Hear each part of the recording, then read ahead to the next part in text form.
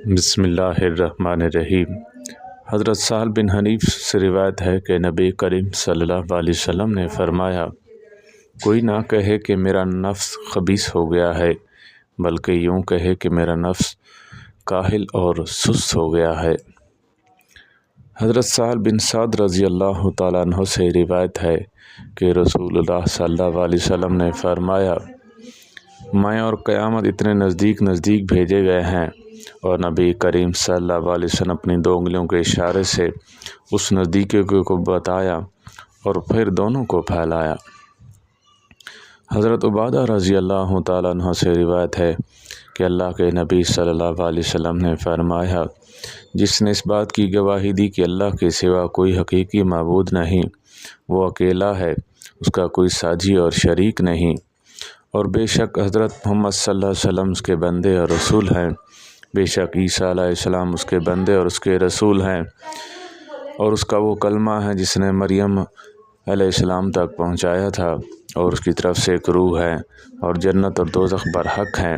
اللہ تعالیٰ اس کو جنت میں داخل فرمائے گا، خواہ اس کے اعمال جیسے بھی ہوں۔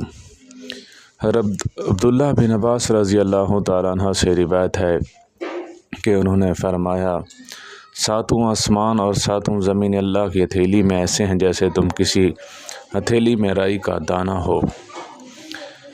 حضرت ابو موسیٰ رضی اللہ تعالیٰ عنہ سے روایت ہیں، وہ کہتے ہیں کہ میں نے رسول اللہ صلی اللہ علیہ وسلم کو فرماتے ہوئے سنا، ویسے تو اللہ تعالیٰ ظالم کو مہلت دیتا ہے، لیکن جب اسے پکڑتا ہے پھر چھوڑتا نہیں ہے۔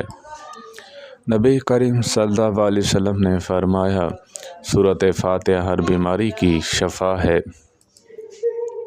رسول اللہ صلی اللہ علیہ وسلم نے فرمایا، قسم ہے اس ذات کی جس کے قبضے میں میری جان ہے، سورۃ فاتحہ کی نظیر نہ تو تورات میں نازل ہوئی، نہ انجیل، نہ زبور، نہ ہی خود قرآن مجید میں کوئی دوسری سورت اس کی مثل ہے۔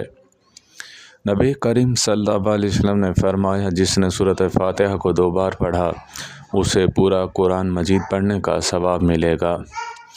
نبی کریم صلی اللہ علیہ وسلم کا یہ بھی فرمان ہے، سورۃ فاتحہ کو فجر کی سنتوں کے بعد اور فرض سے پہلے 41 بار پڑھ کر پانی پر دم کر پڑھنے سے مریض کو پلانے سے شفا نصیب ہوتی ہے۔